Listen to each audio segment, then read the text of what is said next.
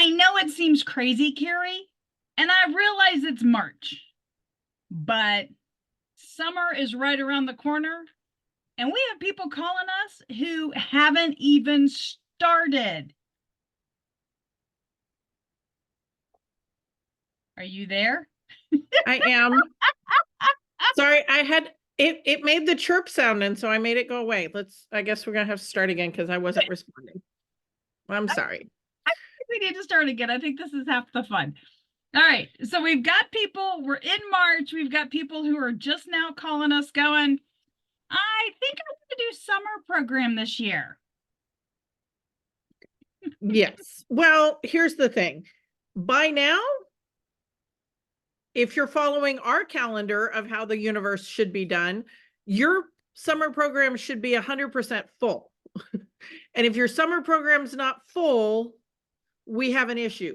If you are making the decision now, as the bluebonnets are popping up, that you want to add a summer program because you have a room that's underutilized and you're like, I'm going to combine the 3s and 4s and I'm going to have a summer program for siblings or a kindergarten boot camp.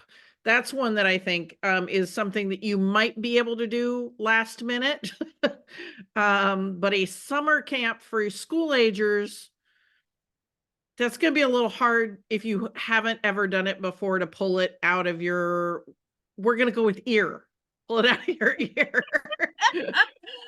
Oh, okay. So let's just review real quick. So, Carrie, what are some of the episodes they can go back and listen to related to summer planning if literally it is March and they're just now getting started? So last year's episode, where we were like, do your summer a little differently. And we talked about doing themes in different ways. Okay. That was episode 137. We did one on just what is the food you should feed kids in the summer. Summer snacks was episode 98. Episode 59 was planning your summer, and episode 60 was marketing your summer program. All so right. Those are just some places to go back and get some more input on this topic. If you are a new director and have never done summer camp before, and someone on your board is like, great, so how's summer camp registration going? And you're like, summer camp, who, what? Go back. Yeah, I mean, the phone calls we've gotten so far are folks who are discovering that their school district is now doing free pre-K. So they're kind of trying to adjust on what's going to happen to their pre-K numbers. We've got other folks who, with COVID money, they were able to give staff bonuses. They didn't actually have to be at their maximum numbers, and now they're trying to figure out, how do I make my budget work? So I'm thinking that maybe today we need to talk maybe a little bit about the numbers of a summer program. And like Carrie said, if you're not already full, pause, go get some paper and pencil, because you're going to need to write down everything we say, and you've got basically maybe 2 weeks to pull stuff together, and hopefully you've already been developing your list. And I know that's been an episode or 2 or 3 or 4. So you take your wait list, you take all those people who've ever been a client, who've ever called you, and you are going to be reaching out to them with your awesome summer programs. Yep. And again, that one that we did last year about doing your summer a little different is a good way to do that. If this is oh my goodness, I haven't planned for summer and now I need to, because I've never run a summer program before, or like I said, underutilized or whatever. If you're new to doing summer programming, that episode 137, I think, is going to be real helpful to you. But if say you've got 5 kids enrolled in your summer program and you've got room for 30, how do we get from 5 to 30? We've already got a plan. We've already hired the staff person.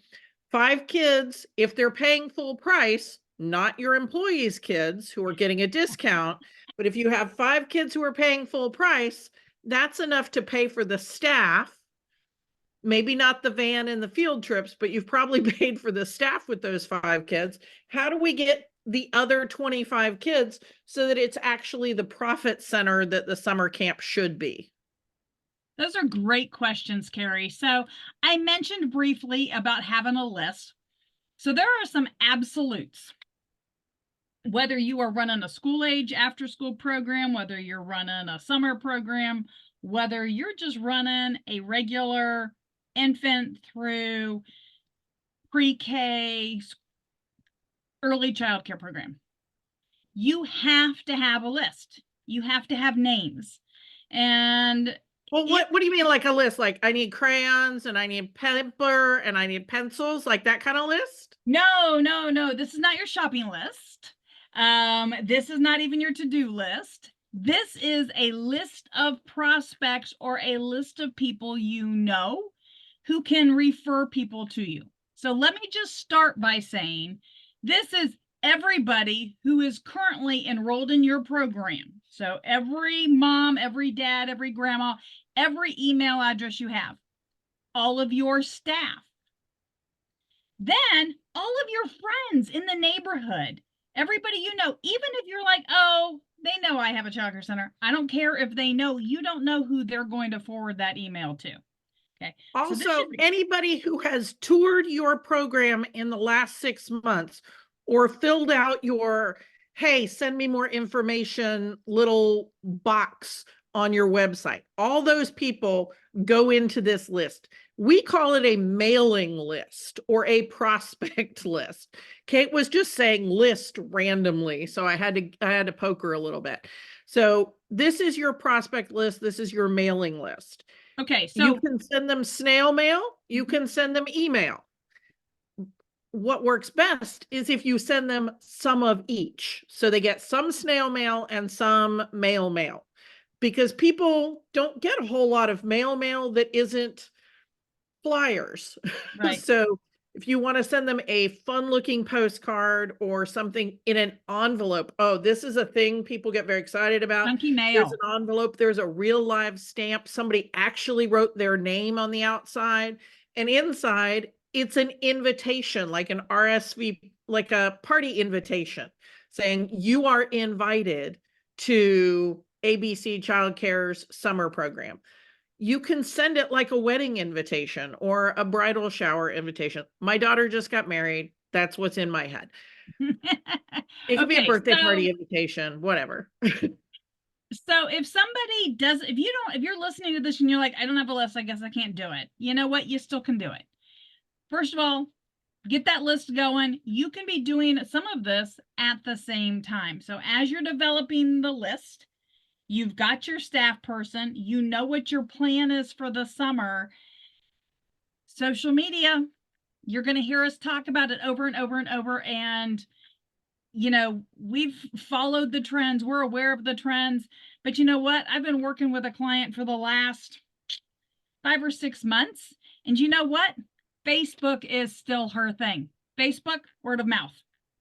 And her parents are younger. And yeah, her parents socially are on Instagram, but when they're looking for something, they're on their neighborhood Facebook group, they're on their mom's group, they're on their church group. Some of them even, believe it or not, actually on purpose go sign up for the HOA newsletter, some of the other church area newsletters and groups. So there's all these different ways to find the parents of kids ages 5 to 11 or 12. The ones you really want are those 5-year-old parents, because those 5-year-old parents, they're used to paying for childcare. They're used to summer camps. They're used to having care all summer long. So this may be new to them. And if you market to them with a, hey, did you forget? It looks like you're helping them. Granted, you might have not had it at the top of your radar that was something you needed to do in January. And you might have thought, oh, I can do it in March. You can, But chances are those second, third, fourth, fifth grade parents, they've already got their summer plans. They've done this before. So Yeah. you're aiming for that about to be a kindergartner or I was a kindergartner. Those two age group parents, uh, even better if those parents have got a sibling or two. Now, Carrie, I know that when you ran programs a lot, one of the things that you did was you would buy a list. Now, what does that look like? Well, there's a couple different ways to buy a list, and I would really just recommend Googling, um, because the lists that I buy now, because I don't currently have a school, are not going to be the lists that you guys want. But Right. you buy a mailing list. So buy a mailing list of parents in this zip code who have children between X age and Y age and a median household income between P and S. And you can specify all of that, and it may cost you $500 and you get 300 names. And you're like, oh, I can't afford to spend $500 on this thing. Really? Because if you get two families who enroll from that email and mail campaign, you have paid for that 4 times over. And you If can they use stay with that, you for 2 months, right? and most of the time you can use that list more than once. Yeah. So you can use that mailing list all year. So every time you know you've got school holidays coming up, Christmas break, Thanksgiving break, you know, there's other ways to use that list. Yeah. And I think going back to that whole, oops, I didn't do this yet. How do I position that so it's not oops in your marketing? Could be parents have approached us and asked us to add a summer program. Now, the parents who approached you may be the parents who sit on the board of your childcare organization who are used to sending their kids to the summer camp that you did not know existed. Or the parents could be your employees who are like, hey, are we having summer camp this year for my kids? That is still parents. Just because they are parents who work for the school or volunteer for the school doesn't mean they're not parents. Parents have asked us to have a summer program that can be in your marketing. Another way to sort of juice getting you a few more kids from that 5 to 30 kids in your summer program is to go over to the local elementary schools with a basket full of goodies. And it can be edible goodies or it can be, personal care goodies, hand lotion, nice smelling hand sanitizer, candles, things like that. And go over to the people in the office and say, I know you're coming up to testing time and that's rough. And I just wanted to get you something to take care of you. And I wanted to also let you know we're having summer program. If parents are looking, we're here. We know your school and we know what your school's values are.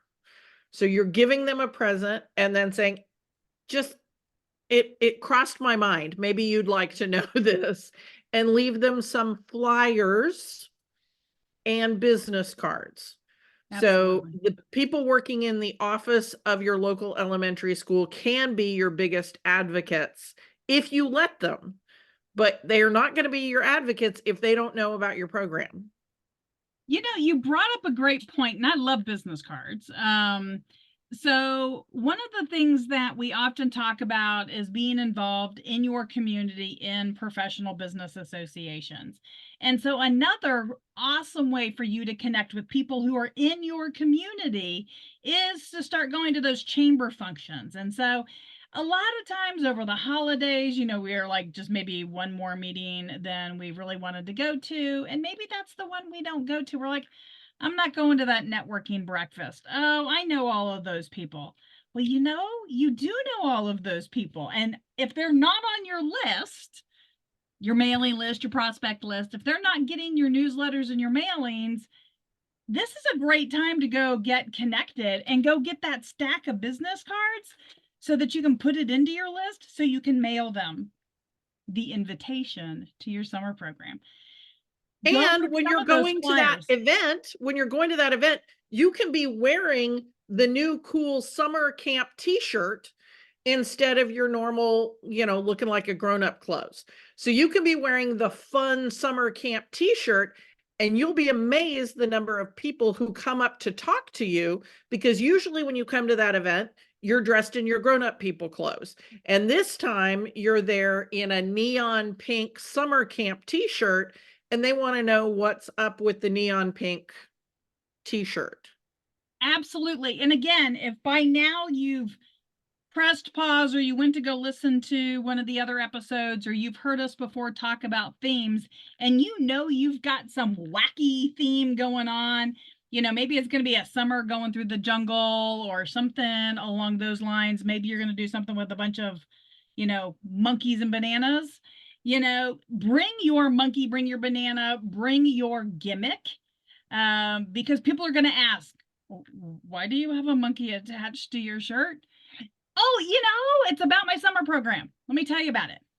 Yeah. Or, everybody is all Taylor Swift all the time.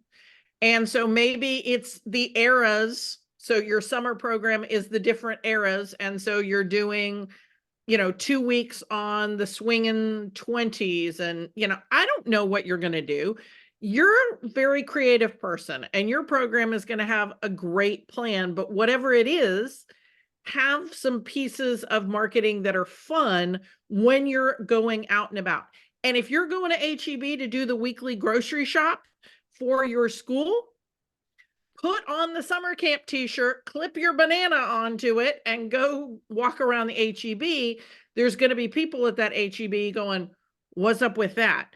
And if people are taking your picture while you're walking around HEB, don't think that's creepy. Think that's good marketing. Absolutely. So we talked a little bit about some themes, how to maybe show up to an event. Make sure you've got your elevator pitch, because you're going to run into those people. If you are a mom yourself or an aunt, whatever relationship you have to children, perhaps you're even a grandparent, go out and go to every single one of those spring soccer games. Always have those flyers, know what your pitch is, because this is the time for you to tell people about your program and go, hey, you know what? I think we still have some openings for that age group. I don't care if you have 20 openings for that age group. You think you might have one or two. Yep. And if you're going to those kids sporting events, I don't believe we've ever given this hint before. So listen, guys, have bags, paper bags that you have stamped or put a sticker on with your school's information. And inside it have the heavy duty, hard to break crayons and some coloring sheets in the bag. When you go to your niece's soccer game, and when you've got brothers and sisters acting the fool and obviously acting restless, you can go to the parent and say, hey, I'm a teacher and I have some activities. Maybe your kid would like to do this while we're waiting. And so coloring sheets and word finds and those annoying, in retrospect, we're like, why were people making us do math problems to color? The things where it's like 2 + 3 = red. And so everything that was 5, we had to color in red. But kids love that as I didn't expect that to be in here with some seek and finds and some coloring pages, because some kids are going to love dot to dots and some are going to like coloring and some are going to like word searches and some want to do math. So have an assortment in that paper bag. You've cut them to 1/4 of a normal sheet of paper so that you can have all those different kinds stapled together in the lunch bag with your sticker on it. It's a great marketing piece that costs absolutely. nothing. I love that. I want to take that a step further. Put your logo and website on the bottom of each one of those little pages. If you're not sure you've got lunch bags, go with some cardstock, make it a little heavier so that they can just color right on that page with your logo and stuff on the bottom. Awesome. I love that, Carrie. And yes, I'm not sure we have. The other thing with that, especially if you're related to somebody, one of the athletes, is volunteering to provide snack and then set up a little display so you've got some healthy choices. And again, it can be sponsored by your childcare program. Yes, you might be aunt, grandma, mom, but you know what? Doesn't matter. Use this opportunity to promote some healthy snack choices, make it easier on the parents because you've got this, and use it as a place to put your sign for your program, especially if you've got a summer program. If nothing else, if you're not really sure you've got time to talk to every one of those parents, have them write their email down, give them a QR code to take a picture of, and that they can sign up for your newsletter to learn about your summer camp. So while we're doing all these things and going to all these places, get people to sign up for your mailing list so that you can continue to send them announcements about all the fun. So promoting and marketing your summer camp doesn't stop in March. It doesn't stop in April. I don't care if you're full. It doesn't stop because you've got to tell everybody about all the awesome things your kids did during the summer. So make sure that your June plans are on fire. You know, I've got some schools that start as early as May, Carrie. And so those, man, those first 2 weeks, those staff, the themes, the activities, everything is so out of the box. This is not your same old childcare or your same old summer camp. And they make sure to tell everybody because you're going to have that trickle effect of people going on summer vacation. And so as they're on summer vacation, you need people to replace them. Absolutely. And we have an episode on that too. When parents go on vacation, that's episode number 97, because most of the time you don't have parents enroll in summer camp for every single day of summer camp. You've got people who are going to the beach for a week, or they're going to see grandma, or they're going on vacation. Hopefully they're going to Disney. We think everybody should be going to Disney. But all of y'all go in June and July. I don't go then. Yeah. Without a doubt. But you know, those kinds of things. I mean, there are going to be rocket launches happening. Can you tie in what you're doing to rocket launches, you know, and have a week on, you know, rockets? What can you do to tie into what is happening around you? Kate and I are always going to have at least 1 week that's all about Legos, because Kate has owned how many millions of Legos have you owned, Kate? I don't know. But right now, I got some little Lego people right hanging out with me. Yeah, so Kate was a Lego trainer.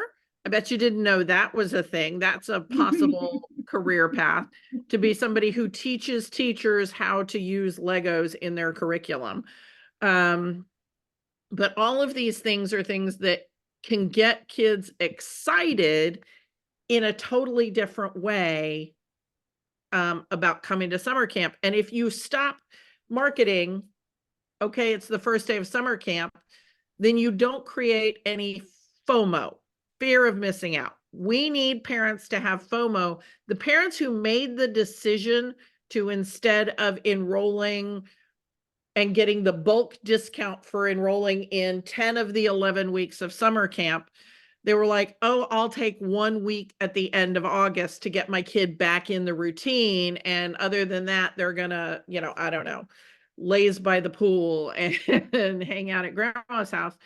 And then they see week 1 was all about rockets, because that's what was in my head. And week 2 was Legos. And week 3, you invited in a zoologist.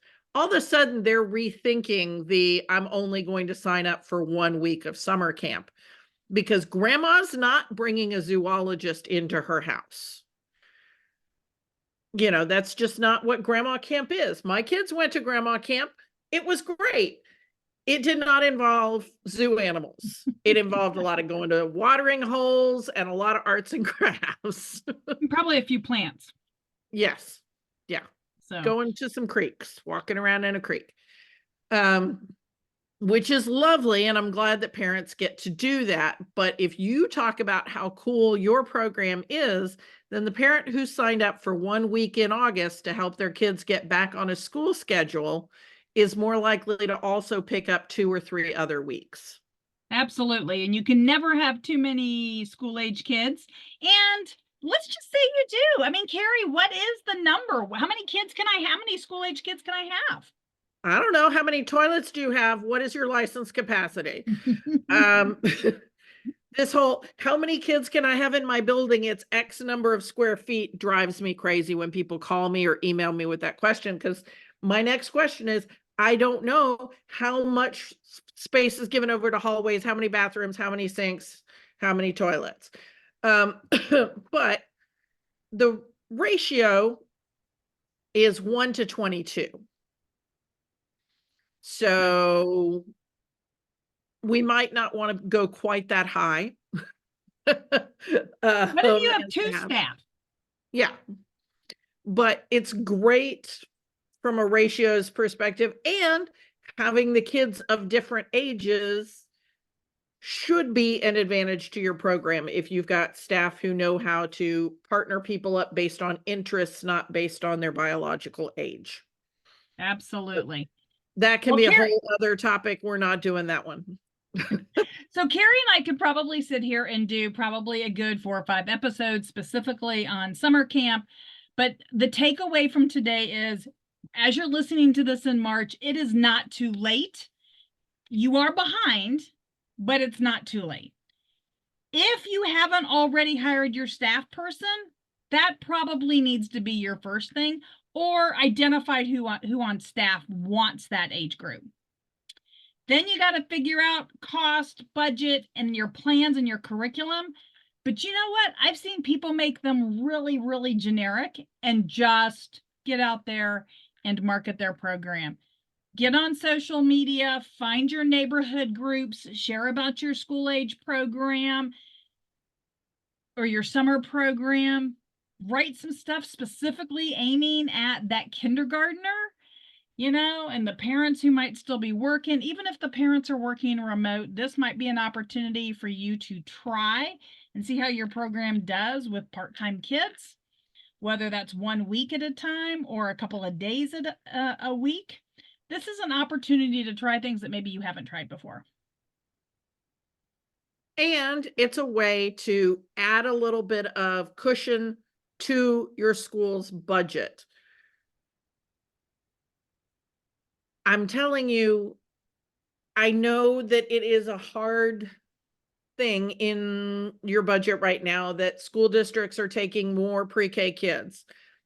Just because school districts take pre-K kids and just because school districts have free after school care does not mean that there are not parents who are paying for pre-K. And it doesn't mean that there aren't parents who are looking for quality after school or out of school time care. There are always parents who are paying for private school. Yep. You are one of those things that parents will pay for if what you're offering is quality and different from what other people are offering. If you're offering exactly the same thing, you're going to have a harder time. So we always talk about differentiation. This is one of those times where this will shine. And there are summer camps where kids cook all summer, and then by the end of the school year, they are cooking full meals for their families.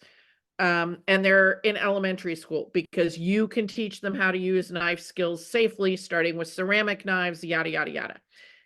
Obviously, I'm about to go on another tangent. We should probably wrap it up, or you'll be here for another hour with me getting very excited about that topic.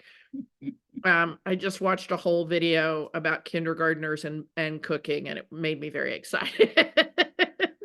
All right, we're going to let Carrie go on that note, and we hope that all of y'all will listen to us, subscribe, whatever you have to do on your particular podcast. Don't forget to leave us a review.